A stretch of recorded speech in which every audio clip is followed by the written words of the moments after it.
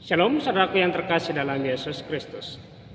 Kembali kita mendengarkan firman Tuhan, dan firman Tuhan yang menjadi khotbah pada kita hari ini diambil dari kitab Yakobus pasal 4 ayat 1 sampai dengan ayatnya yang ke-10.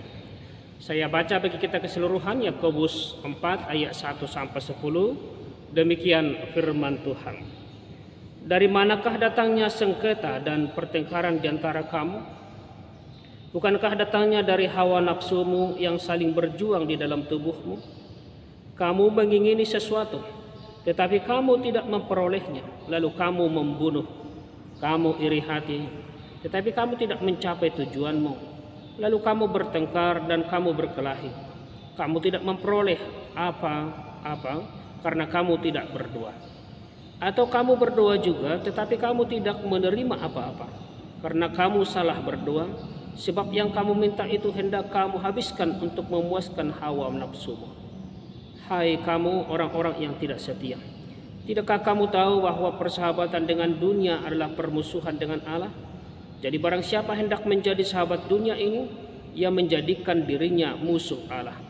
Janganlah kamu menyangka bahwa kitab suci tanpa alasan berkata, roh yang ditempatkan Allah di dalam diri kita diingininya dengan cemburu. Tetapi kasih karunia yang dianugerahkannya kepada kita lebih besar daripada itu. Karena itu ia katakan, Allah menentang orang yang congkak, tetapi mengasihi orang yang rendah hati. Karena itu tunduklah kepada Allah dan lawanlah iblis, maka ia akan lari daripadamu. Mendekatlah kepada Allah dan ia akan mendekat kepadamu. Tahirkanlah tanganmu, hai kamu orang-orang berdosa, dan sucikanlah hatimu, hai kamu orang yang mendua hati. Sadarilah kemalanganmu, berduka cita dan merataplah. Hendaklah tertawamu kamu ganti dengan ratap dan sukacitamu dengan duka cita. Rendahkanlah dirimu di hadapan Tuhan dan ia akan meninggikan kamu. Sampai sejauh demikian pembacaan firman Tuhan. Saudara-saudara yang terkasih dalam Yesus Kristus, yang menjadi topik bagi kita pada hari ini, mendekat kepada Allah. Sebagaimana dalam ayat 8 tadi dikatakan, mendekatlah kepada Allah dan ia akan mendekat kepadamu. Saudaraku yang terkasih dalam Yesus Kristus, pada suatu hari ada seorang pendeta yang menceritakan kepada Sarah Flower Adams tahun 1805 sampai dengan 1848 tentang pergumulannya dalam mencari lagu pujian untuk khotbah tentang mimpi Yakub yang menyaksikan tangga dari surga. Lalu Sarah bersemangat menawarkan dirinya untuk menuliskan sebuah lirik lagu, sebuah syair lagu. Syair lagu itu kemudian dikenal dengan Makin Dekat Tuhan. Dalam Kidung Jemaat 401, Makin Dekat Tuhan. Lalu Sarah membuat syair lagu itu, dan ketika itu memang Sarah dalam pergumulan penyakitnya, penyakit TBC. Makin dekat Tuhan. Itulah nasihat penulis Yakobus ini kepada murid-murid Kristus, kepada pengikut-pengikut Yesus.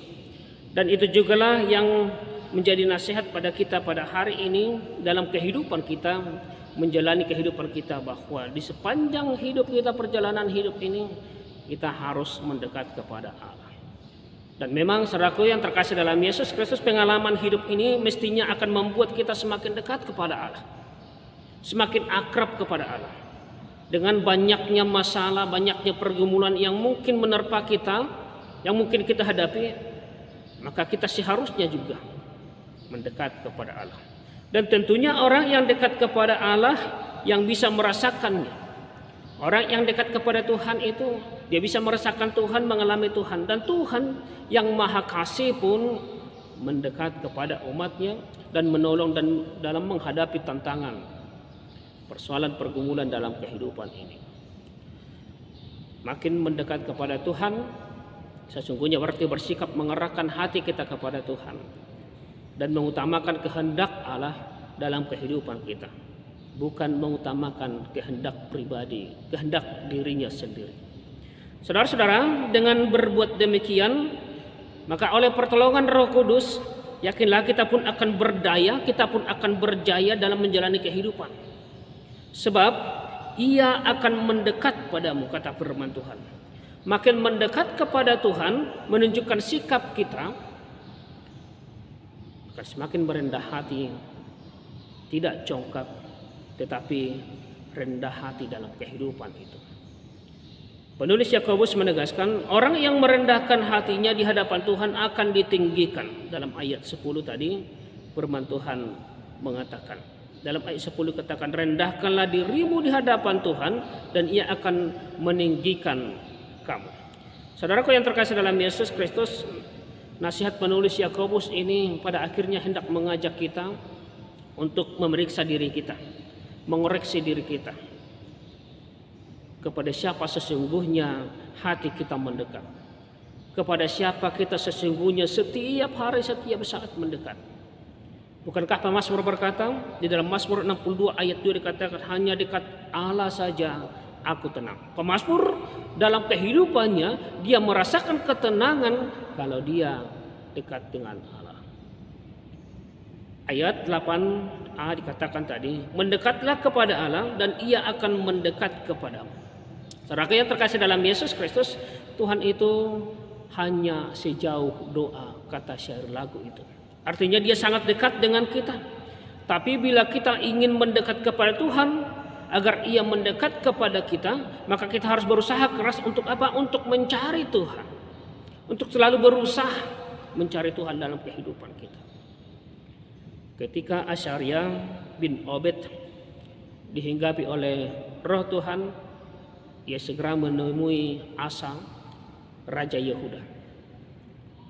Lalu dalam 2 Tawarikh 15 ayat 2 dikatakan, dengarlah kepadaku Asa dan seluruh Yehuda dan Benyamin.